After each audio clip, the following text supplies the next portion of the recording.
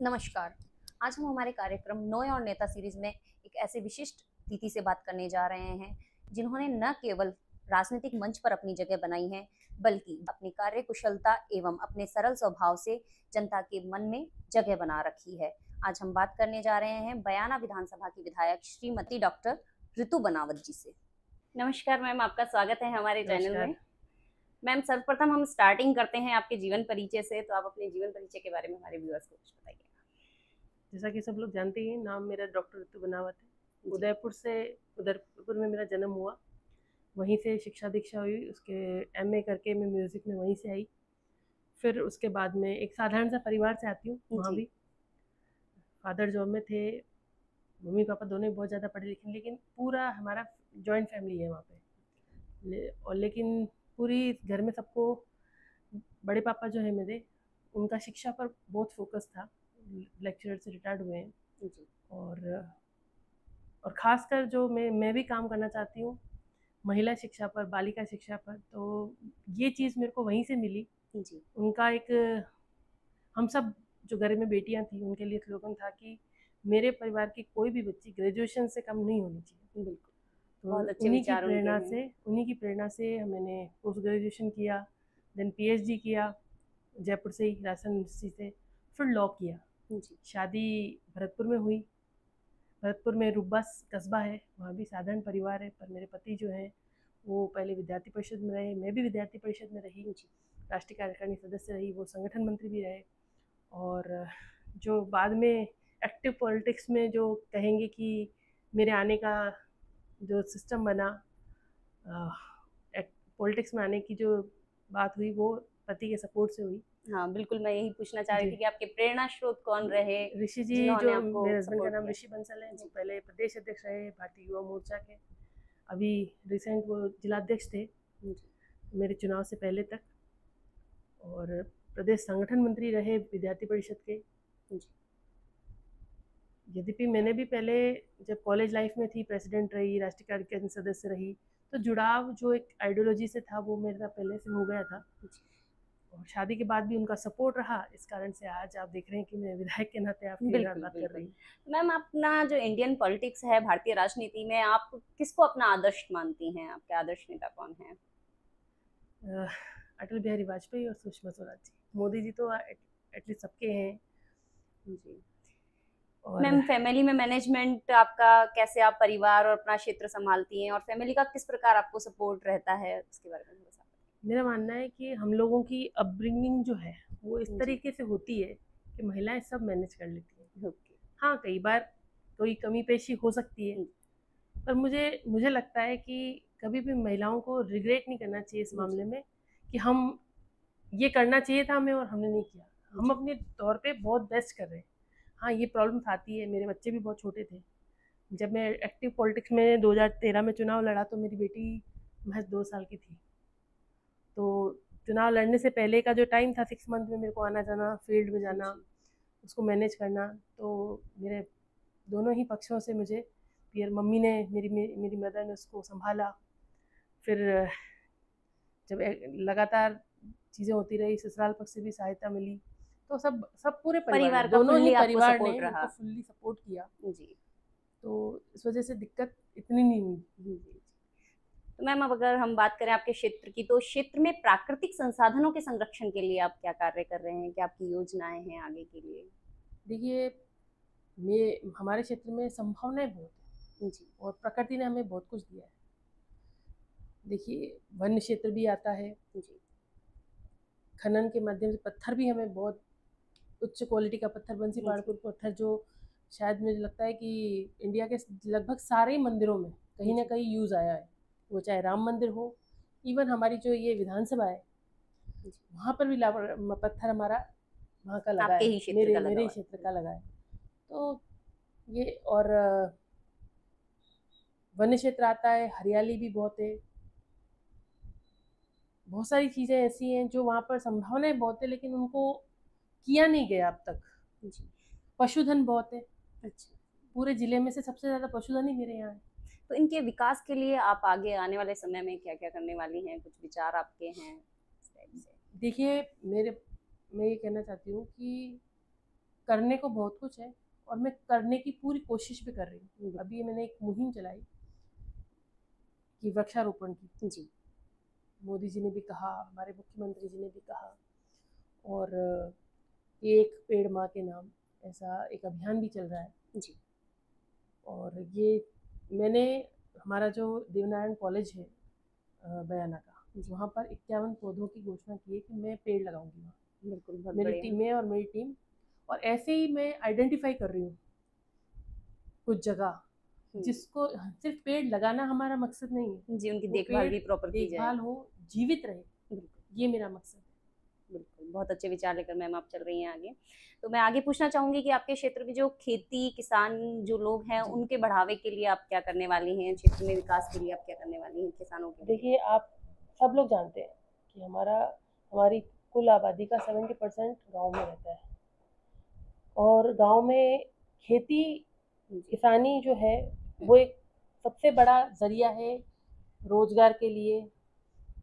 सब कुछ ऐसे ही काम हो रहा है, खेती से ही सब कुछ चल रहा है। जी मेरे को लगता है कि बहुत कुछ अवेयरनेस की जरूरत है। आज हमारे क्षेत्र में पानी की, राजस्थान में, ऑल ओवर राजस्थान देखें हम, बिल्कुल पानी की कमी है बिल्कुल। सब तो जगह है। आपके क्षेत्र में पानी की क्या स्थिति है? पेयजल व्यवस्था की हम बात करें, सिंचाई की अगर हम बात करते हैं तो क्या स्थिति है पानी की वहाँ पर? देखिए, मेरे यहाँ सबसे बड़ी समस्या जब से पांचना बना, जी दोनों करौली और भरतपुर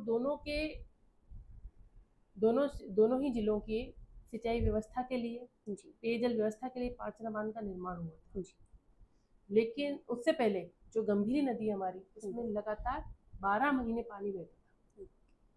अब आप देखो, कोई नदी अगर बहती है तो वाटर लेवल लगातार उसका अच्छा बना रहता बिल्कुल है। बिल्कुल। पूरे भरतपुर डिस्ट्रिक्ट में सबसे अच्छा वाटर लेवल बयाना विधानसभा का हुआ करता था। अच्छा लेकिन पाचना बनने के बाद गंभीरी नदी में पानी आना बंद हो गया, बिल्कुल वो रुक गया, पॉलिटिक्स भी हो गई उसमें, और वो पानी आना बिल्कुल बंद हो गया। तो वाटर लेवल लगातार नीचे जा रहा है,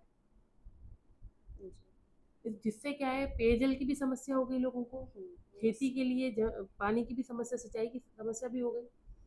यद्यपि हमारे यहाँ पे एक बंदबारा डैम है जी जिससे कुछ हद तक काम चलता है, लेकिन पूरा क्षेत्र जो है बयाना में फिर भी थोड़ा ठीक पानी का व्यवस्था है, लेकिन रुब्बा उस कारण से, पांचना के बनने के बाद पानी नहीं आने के कारण से बहुत नीचे पानी का स्तर पांचना चला बनने गया। के बाद में वहाँ हाँ, पर पानी की समस्या ज्यादा हो गई है। ज्यादा हो। जी, तो इसके लिए आपकी प्लानिंग्स आगे? और दूसरी बात, किसान जो है वो एक या दो फसल अपनी जमीन से ले पा रहा है। एक अवेयरनेस कैंप, खेती में नवाचार, इसकी ट्रेनिंग देने की भी किसानों को आवश्यकता है कि हम कम पानी में कैसे पैदावार को बढ़ा सकते हैं, कैसे अच्छी फसलें ले सकते हैं। ये भी काम हमें करना है। मैं भी, अभी आप देख रहे हैं कि 6 महीने 7 महीने हुए विधायक हाँ, बनने अभी के बाद, टाइम ज्यादा नहीं कुछ हुआ है। जी आचार संहिता का पीरियड आ गया, सरकार की बहुत सारी योजनाएं आती है, सोलर पैनल लगाने की, सोलर से पानी वो करने की, लेकिन उन सब योजनाओं का क्या है, धरातल पर इम्प्लीमेंट करना बहुत ज़रूरी है। बिल्कुल और धरातल पर इम्प्लीमेंट के लिए ज़रूरी है कि जनप्रतिनिधियों को और सरकार को मिलकर ऐसे अवेयरनेस कैंपों के माध्यम से अपनी, मैं तो ये कहूँगी कि हर सभा में ये चीज़ें करनी, जो हम टारगेट लेके चल रहे हैं कि हमें राजनीति में अगर हम हैं तो हमें ये काम करने, बिल्कुल, तो योजनाएं हम, लागू करने हाँ, से नहीं होती, हाँ, उसको बिल्कुल धरातल तक पहुंचाना लाना चाहिए। जरूरी है। बिल्कुल तो अपनी सभाओं में, अपने संपर्कों में, सब में उनको कहना पड़ेगा, लोगों को बताना पड़ेगा, जब वो अवेयरनेस आएगी। जी मैम, हम बात करें कि एक अपने जानते हैं कि मानव के लिए सबसे ज्यादा जरूरी उसका स्वास्थ्य होता है, तो स्वास्थ्य ढांचा आपके क्षेत्र में कैसा है? सीएचसी पीएचसी की स्थिति कैसी है, या आप कुछ नया और वहां पर विकास की जरूरत है, इसके बारे में? देखिए, सीएससी पीएससी जो है, 4 सीएससी है मेरे यहाँ पे जी और बयाना में, रुदावल में, बंसी पहाड़पुर में और रुब्बास में। जी चारों की हम बात करें तो बयाना और रुब्बास और रुदावल, जी इन दिनों की स्थिति में फिर भी थोड़ा ये है कि डॉक्टर्स भी थोड़े बहुत हैं। सबसे बेस्ट काम जो आज कर रही है वो बयाना सीएससी कर रही है। रुब्बास में थोड़ी कमी पेशी है, डॉक्टर्स भी नहीं है, स्टाफ भी कम है, तो इस कारण से इतना अच्छा काम नहीं हो पा रहा। रुदावल में केवल एक डॉक्टर है, 2 डॉक्टर हैं, लेकिन एक छुट्टी पर है काफ़ी लंबे समय से, और एक डॉक्टर के भरोसे। और सबसे बड़ी बात देखो आप, बंसी पहाड़पुर का एरिया है, खनन का, माइनिंग का एरिया वही है, वहाँ पर सीएससी बनाई गई, किस उद्देश्य से बनाई गई, खनन में भी दुर्घटनाओं की संभावना ज़्यादा होती है, सिरकोसिस के मरीज ज़्यादा होते हैं, तो उनको उपचार ढंग से मिल पाए, लेकिन वहाँ पर एक भी डॉक्टर नहीं है। कल भी मैंने सदन, परसों जब चिकित्सा डिमांड्स में बात हो रही थी तो मैंने कहा था, आपका मुद्दा रहा है। हाँ, तो ये मैंने कहा भी था, और मैं तो सरकार का एक बात पे धन्यवाद भी दूंगी कि मेरे तो दोनों CSC हैं, बयाना और रूपबास, उन दोनों को SDH जिला उप स्वास्थ्य केंद्र कर दिया गया है, तो जिससे वो सुविधाएं भी बढ़ेगी और चिकित्सा के स्तर पर अच्छा काम होगा, मेरी ये अपेक्षा है। और मॉडल CSC, हर विधानसभा क्षेत्र में एक मॉडल CSC देने की बात कही, तो मेरा सरकार से निवेदन मैंने उस दिन भी किया कि रुदावल क्षेत्र में इस रुदावल की जो CSC है उसको मॉडल CSC में कन्वर्ट कर कर क्षेत्र में अगर ये काम इम्प्लीमेंट धरातल पर हो जाएगा तो मुझे लगता है कि बहुत लाभ मिलेगा। एक बंद बारेठा में CSC होनी चाहिए, क्योंकि डांग का इलाका है, दूरी ज़्यादा हो जाती है, आदमी बयाना पहुंचेगा तो बयाना पहुंच, मतलब उसी विधानसभा में पहुंचने के लिए करीबन उसको 1.5 से 2 घंटे लग जाते हैं, तो CSC बहुत लंबा समय हो जाएगा वहां से पहुंचने में। तो डांग के एरिया में चाहे वो डांग विकास बोर्ड की माध्यम से हो या आपका स्वास्थ्य विभाग की तरफ से हो, पर वहाँ पर CSC की आवश्यकता मुझे लगती है। अगर वहाँ CSC खुल जाती है और इन जो CSC हैं SDH दोनों बनी जाएंगे, तो लेकिन उन पर डॉक्टर्स हो, स्टाफ हो। देखिए मैंने कल परसों भी जब बात हुई कि भाई घर तो है, घर में रहने वाला कोई नहीं है तो उसकी कोई वैल्यू नहीं है। बिल्कुल मैंने ये सदन में भी कहा, तो मेरे को लगता है कि, और हमारे जो चिकित्सा मंत्री जी उन्होंने कहा भी था कि आप मुझे सिर्फ 2 महीने का समय दो, मैं करके दिखाऊंगा। तो हमें पूरा विश्वास है कि आगामी समय में ये सब चीज़ें अच्छी होंगी और स्वास्थ्य सुविधाएं बेहतर आम जन को मिल पाएगी। जी मैम, आर्थिक क्षेत्र से जो पिछड़े हुए लोग आपके क्षेत्र में हैं, आर्थिक वर्ग जो पिछड़ा हुआ है, उनके उत्थान के लिए कोई विशेष योजना आप लाने की सोच रही हैं? कुछ आपके कार्य इस क्षेत्र में? देखिए मैं सरकार को सुझाव दे सकती हूँ, क्योंकि कोई भी विधायक कोई इंडस्ट्री तो नहीं लगा सकता। नहीं, बिल्कुल आपके विचार। हाँ, लेकिन सुझाव देने की बात है तो मुझे लगता है कि हमारे यहाँ पे सबसे बड़ी बात तो यही है कि इंडस्ट्रियल डेवलपमेंट में एक ही चीज़ है, पत्थर। और पत्थर पहले तो इलीगल माइनिंग ही होता था, लेकिन और काफ़ी लंबे समय से हो रहा है, उसमें भी लोगों को जो स्थानीय लोग कर रहे हैं उनको केवल मजदूरी मिलती है, उस मजदूरी से कुछ होता नहीं है। जब उसको लीगल किया गया तो हुआ ये कि बड़ी बड़ी लीज काट दी गई। मेरा उस समय भी सरकार से रहा था, सरकार को मैंने चिट्ठी भी लिखी और कहा भी था कि आप लीज दे रहे हो, अच्छी बात है, आप लीगल माइनिंग के लिए प्रोत्साहित कर रहे हो, लेकिन आपने लीज के पट्टे इतने बड़े बड़े काटे कि जो वहाँ का लोकल व्यक्ति है वो लीज लेने में सक्षम ही नहीं है, असमर्थ। तो क्या हुआ ये कि बड़े बड़े लोगों ने वहाँ पर लीज ले ली और आज भी लोकल व्यक्ति वो पिछड़ा ही रह गया, ना उसको रोजगार मिल रहा है और उसके कारण से जो प्रदूषण हो रहा है वो भी वो झेल रहा है।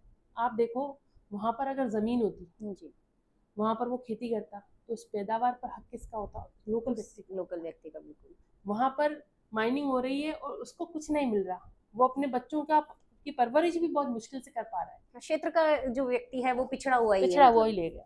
तो मैंने सरकार से, मैं अभी जब उद्योगों के बारे में डिमांड रखने की बात आएगी तो मैं ये कहूँगी कि जो हो गया वो ठीक है, और लोकल लोगों को छोटे छोटे पट्टे 1-1 हेक्टेयर के आप काटो तो वो लोग ले लें, जिससे वहाँ पर बेरोजगारी नहीं फैले और लोग जो काम करते आ रहे हैं लंबे समय से वो करते रहें और हमारा क्षेत्र उन्नत बनने की ओर बढ़े, न कि पिछड़ापन की ओर बढ़े। जी मैम, मेरा आपसे एक प्रश्न है, स्कूली शिक्षा की अगर हम बात करते हैं तो आज के समय में ऐसा हो गया है कि प्राइवेट स्कूल्स में बच्चे जाने को सभी का आप देखते हैं कि भाई प्राइवेट स्कूल में ही मोस्टली एडमिशन जाते हैं, गवर्नमेंट स्कूल्स में नहीं है रुझान।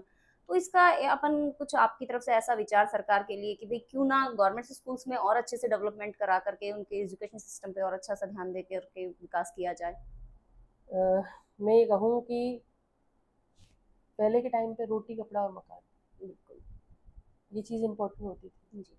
आज व्यक्ति को शिक्षा भी चाहिए, चिकित्सा भी चाहिए और यातायात के पर्याप्त साधन भी चाहिए। ये चीज़ें जो हैं वो, पानी भी चाहिए, ये चीज़ें जो हैं वो आधारभूत सुविधाएं जी। और एजुकेशन सिस्टम को बहुत अच्छा करने की ज़रूरत है जी। आज हम जिस ट्रैक पे लंबे समय से चल रहे हैं, मैं खुद सरकारी स्कूल से पढ़ी हूँ। मेरी बहुत अच्छी बात है एक मैम। 4th-5th क्लास तक मैं सेंट्रल स्कूल से पढ़ी, जी। उसके बाद में मैं सरकारी स्कूल से पढ़ती आई।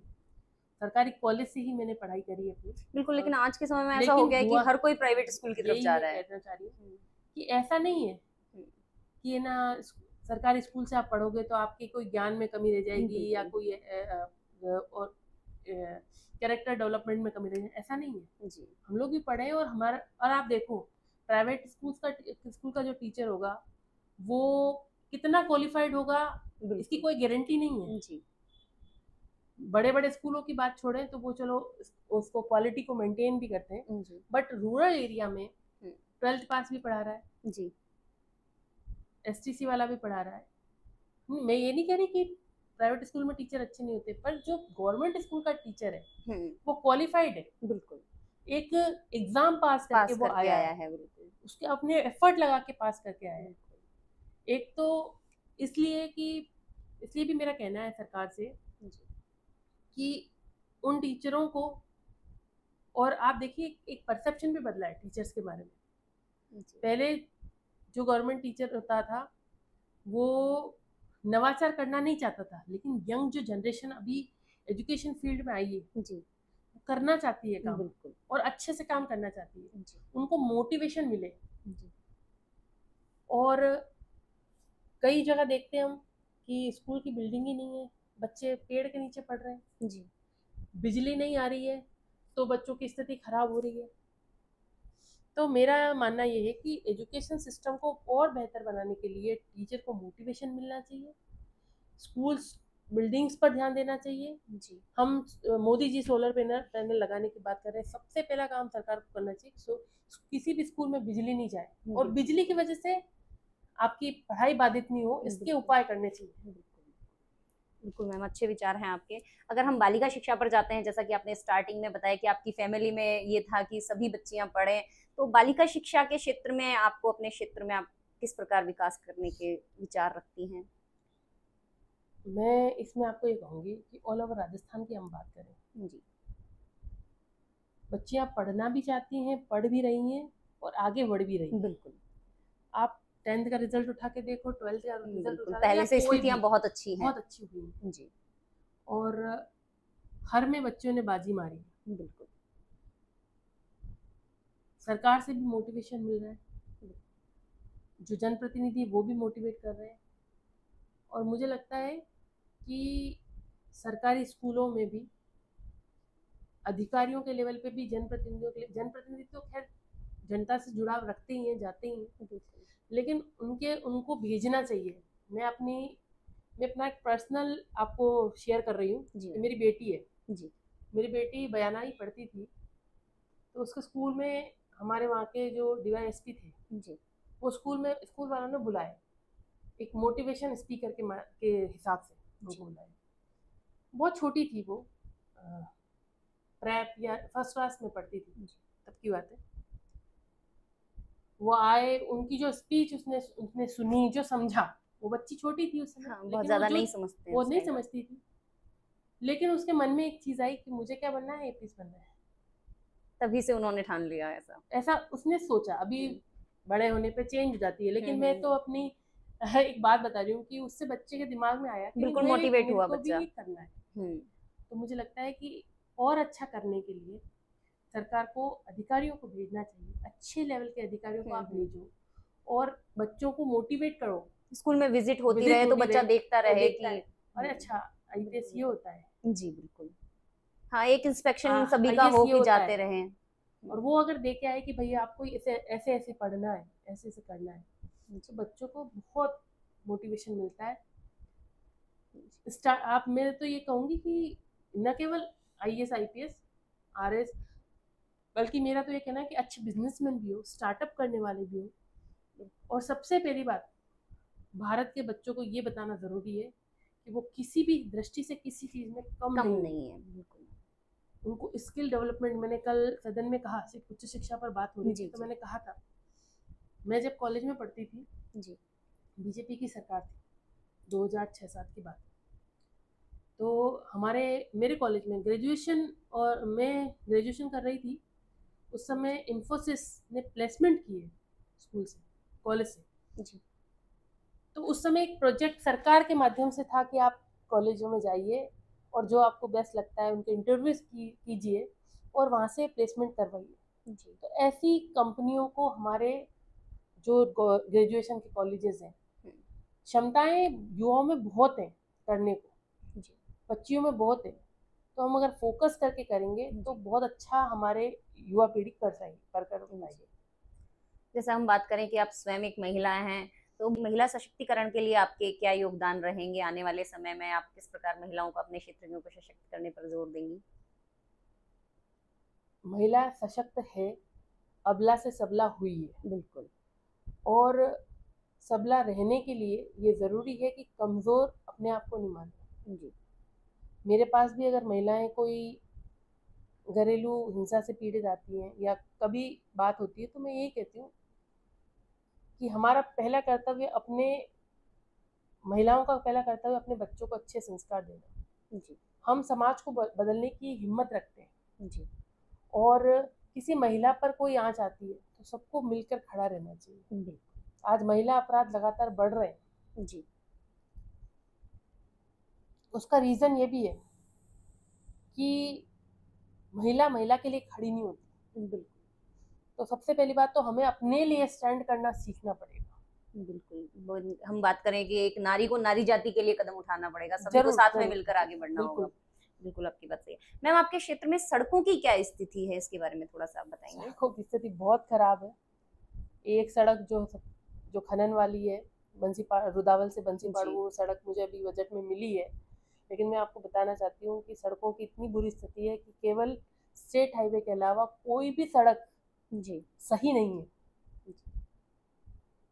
और आपके माध्यम से ये भी कहूँगी कि गाँव में भी सड़कों की जो एक सरकार को सोचना चाहिए कि हम किसी भी गाँव में जाते हैं, जनप्रतिनिधि अपना कोटा खर्च करता है कि भाई ना, कोटा जो मिलता है सरकार से कि भाई ये सड़क बना दी जाए। जी सरकार कोई सड़क बनाना चाहती है कि ये सड़क बना दी जाए, लेकिन गाँव की समस्या क्या है? अभी तक कोई ऐसा सिस्टम नहीं बनाया कि गांव में गंदा पानी कहाँ जाएगा। जी और मैंने अपने यहाँ के अधिकारियों को कहा भी कि ये सिस्टम डेवलप करना ज़रूरी है कि आप गंदा पानी कैसे और कहाँ लेके जाओगे, कि पूरा गांव, आप एक गांव ऐसा करके दो जिससे दूसरे लोगों को, दूसरे गांवों को ये प्रेरणा मिले कि हमें अपना गांव गंदा नहीं इसकी रखना, तरह बनाना साफ है। सुथरा रखना, इसकी तरह बनाना है। जी मैंने अपने अधिकारियों को कहा भी गया है कि जहाँ पर हमें कम मेहनत से एक बार साफ हो सकता है, सफाई हो सकती है, और एक आध गांव है भी सही मेरे यहाँ, जी और सब लोग अवेयर होंगे। लेकिन हाँ, जब भी हम चुनाव में जाएं या वैसे भी जाते हैं तो क्या कि सब लोग ये कहते हैं, और मुझे लगता है हर जनप्रतिनिधि को कहते भी होंगे कि भाई हमारे गांव में खर्चा हो रहा है, यहाँ पे सड़क नीचे सीसी डल रही है, लेकिन पानी का कोई सिस्टम नहीं बनाया, तो वो पानी वहीं जमा हो रहा है। उस सड़क का कोई मीन्स ही नहीं रहा। जब व्यक्ति को गंदे में ही निकलना पड़ रहा है तो क्या मतलब रहा? बिल्कुल। मैम, आपके क्षेत्र में पर्यटन को बढ़ावा देने के लिए कोई कार्य विशेष ऐसा आपकी योजना है कि कोई ये कार्य विशेष हमारी तरफ से किया जाए? और पर्यटन की अभी फिलहाल क्या स्थिति रही आपके क्षेत्र में? देखिए, संभावनाएं मेरे क्षेत्र में बहुत है। जो पुरातात्विक मॉन्यूमेंट्स होते हैं, जी आर्कियोलॉजिकल मॉन्यूमेंट होते हैं, वो पूरे भरतपुर जिले में 13 है। जी उसमें से 7 मेरे यहाँ है, मेरी कॉन्स्टिट्यूंसी में आते हैं। आपका विजयगढ़ दुर्ग बयाना का जी उषा मंदिर, कृष्णकालीन उषा मंदिर है जी दाऊजी महाराज का मंदिर है रूपबास में, शाही तालाब है, हनुमान जी का मंदिर है, और बहुत सारी चीज़ें हैं हमारे क्षेत्र में। पूरे भरतपुर डिस्ट्रिक्ट में सबसे अच्छे झरने उमलिया कुंड है जी ग्वालखो धाम है, दर भराना है। मतलब जो हम सोचते हैं ना कि कश्मीर जाएंगे, सिक्किम जाएंगे, मेघालय जाएंगे, वहाँ पर जैसे झरने होते हैं, उस तरह के झरने मेरे क्षेत्र में बहते हैं बारिश के दिनों में। विजयगढ़ दुर्ग इतना पुराना दुर्ग है, अभी भी वहाँ पर कुछ कुछ जो क्या बोलेंगे अपने को लिखी चीजें, इबारतें हैं जी वो उससे पता चलता है कि वो बहुत पुरानी है। जी जहांगीर के टाइम का रुब्बास का शाही तालाब है। इन सबको अगर विकसित कर कर एक सर्किट में, क्योंकि हमारे यहाँ पे आगरा भी पास पड़ता है, भरतपुर का अपना नेशनल पार्क है ही है, जी और सवाई माधोपुर रणथंभौर आ गया, तो एक सर्किट को डेवलप करके व्यक्ति आए। अभी क्या हो रहा है, व्यक्ति आता है, जी भरतपुर भी स्टे नहीं करता, भरतपुर भी बहुत कम स्टे होता अगर है, इन सभी आगरा जगहों पर जाता है। डेवलपमेंट किया जाए जी, तो वो एक अच्छा विजिटिंग प्लेस हो सकता है, बहुत बहुत पर्यटन आ अच्छा। सकते हैं आराम से घूम करके। बंद बाराठा में आप वाटर एक्टिविटीज शुरू कर दो, जी बहुत अच्छा हो सकता है। जी विजयगढ़ दुर्ग में आप रोपवे बना दो, बहुत जी अच्छा हो सकता है। आपका शाही तालाब है, शाही तालाब को अभी मैंने भी उसमें काम शुरू किया है, जी जो वहाँ पर पूरे कस्बे का गंदा पानी इकट्ठा होने लगा। पहले एक सिस्टम था कि एक चैनल था जिसके माध्यम से साफ पानी बारिश का वहाँ आता था, लेकिन करीबन 30-40 सालों में ऐसी परिस्थितियाँ बनी कि सारा गंदा पानी उसमें इकट्ठा होने लग गया। अभी मैंने व्यक्तिगत, जब तक विधायक कोष भी नहीं आया था उससे पहले ही मैंने अपने व्यक्तिगत खर्चे से उसका गंदा पानी निकलवाया पूरा। बिल्कुल, ये एक बहुत बड़ी बात है कि एक विधायक कोष ना आने के बाद भी एक विधायक अपने खुद के सेल्फ से करके अपनी जनता के लिए कार्य कर रहा है, बहुत अच्छी बात है मैम। इस बीच फिर विधायक कोष आ गया, तो पहले उसको सफाई करना जरूरी है, तो 6 लाख रुपए मैंने उसमें विधायक कोष से दिए कि इसकी आप पहले सफाई करो। जी इस बीच में थोड़ा बारिश का मैटर हो गया, तो वो काम अभी सफाई के थ्रू, अब हमने कोशिश ये की कि अब कोई गंदा पानी नहीं आए, उसकी व्यवस्था कर दी। इस बारिश को खत्म होने के बाद में उसका पूरा अच्छे से काम होगा। और मैंने सरकार, उसकी डीपीआर भी बन चुकी है, 3-4 करोड़ की डीपीआर है। सरकार से मैं आग्रह भी किया है मैंने कि जो परिवर्तित बजट आए आप उसमें उसको अनाउंस कर दें, तो वहाँ पर चौपाटी बन जाए, जिससे कि एक अच्छा पर्यटन का माध्यम वो क्षेत्र के लिए बने। बीजेपी वर्सेस कांग्रेस की अगर हम बात करते हैं तो आपकी क्या राय है कि कौन सा कार्यकाल ज्यादा अच्छा रहा? देखिए, मेरा मानना ये है कि बीजेपी कांग्रेस दोनों ने सरकार के लिए योजना बनाई, जी कई सारी घोषणाएं हुई। पता नहीं क्यों ऐसा होता है कि कांग्रेस की चीजें, अच्छी योजनाएं भी होती हैं लेकिन वो इम्प्लीमेंटेशन नहीं हो पाता, जी उसके कारण से कांग्रेस को डिफीट हो गया। जी ये है कि मेरी आइडियोलॉजी पहले बीजेपी से ही रही थी, मैं पार्टी से टिकट मेरे को 18 में मिला भी था, लेकिन इस बार टिकट काट दिया गया। लेकिन जनता का पूरा प्यार था तो हम लड़े, और अभी सपोर्टिव भी हैं, सपोर्टिव विधायक भी मैं हूँ। तो मेरा कहना है कि सबको समीक्षा करनी चाहिए, चाहे बीजेपी हो चाहे कांग्रेस, और लंबे तौर पर सत्ता में रहने के लिए हमें दूरगामी सोच के साथ काम करना पड़ेगा। अब लगातार लंबे समय से क्या हो रहा है, एक टाइम बीजेपी, एक टाइम कांग्रेस, एक टाइम बीजेपी, एक टाइम कांग्रेस। जी हमारे तो राजस्थान में तो बिल्कुल यही चल रहा है। चल रही है। तो मेरे को लगता है कि एक सोच के साथ आगे बढ़ना पड़ेगा। हमारी जनता चाहती क्या है, बिल्कुल ठहराव की हाँ, जरूरत है। रो आप देखो मध्य प्रदेश में लगातार चीजें, क्योंकि रेगुलर एक गवर्नमेंट रही, तो काम कहाँ से कहाँ पहुंच गया है मध्य प्रदेश, और हमारी चीजें लिंगर ऑन होती जाती है। कोई बड़ी योजना बनती है, ईआरसीपी बनी जी, वसुंधरा जी के टाइम पे ईआरसीपी अनाउंस हुई जी, और चीजें बनने लगी, शुरुआत हुई, बीच में ब्रेक आ गया, गवर्नमेंट फिर दूसरी गवर्नमेंट चेंज हो गई, अब वापस आए। तो अगर हम कोई बड़ी योजना बनाते हैं तो उसकी कॉस्टिंग सालों के टाइम लिमिटेशन की वजह से बढ़ती चली जाती है जी। तो जरूरी है कि ठहराव की आवश्यकता।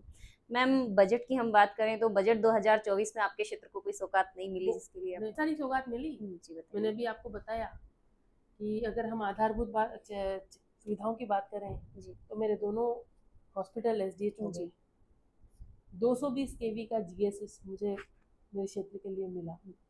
रुब्बास और बयाना दोनों में ही बस स्टैंड नहीं था, रुब्बास का बस स्टैंड इसमें अनाउंस कर दिया गया जी।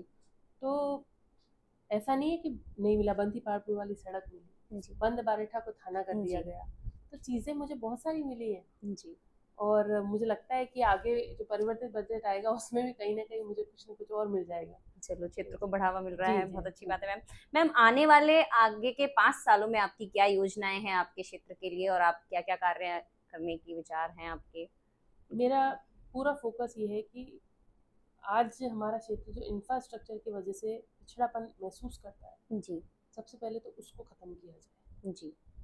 चाहे वो सड़कें हों, चाहे चिकित्सा की बात हो, चाहे शिक्षा की बात हो, इन सब चीज़ों पर काम करने की आवश्यकता है। बिजली की समस्या हो, पानी की समस्या हो, तो इन सब चीज़ों पर बेहतर काम करके दिखाना है। जी। उसके बाद रोजगार के जो अवसर हैं उनके सृजन के लिए काम करना है। जी। वो चाहे पर्यटन के माध्यम से हो या चाहे स्टोन हब बनाकर हमारे क्षेत्र के लोगों को रोजगार देने से हो। जी। तो इन चीज़ों पर मैं काम करना चाहती हूँ और लगातार जो जनता ने मुझे मौका दिया सदन में बोलने का, उसके माध्यम से भी इन चीज़ों को उठाती हूँ। जी। और अगर सरकार का इस हाथ बन इसी तरह चलता रहेगा तो मुझे लगता है कि जो मैं सोच रही हूँ, जो मेरी बयाना रूपबास विधानसभा के बारे में एक विकास का सपना मैंने देखा है, वो जरूर पूरा होगा। बहुत अच्छा आपका विचार है, और जो आपके विचार हैं वो बिल्कुल लागू हो वहाँ पर, और आप अच्छे से वहाँ पर विकास करा पाए अपनी जनता को। आपने अपना अमूल्य समय हमें दिया, उसके लिए आपका हार्दिक धन्यवाद।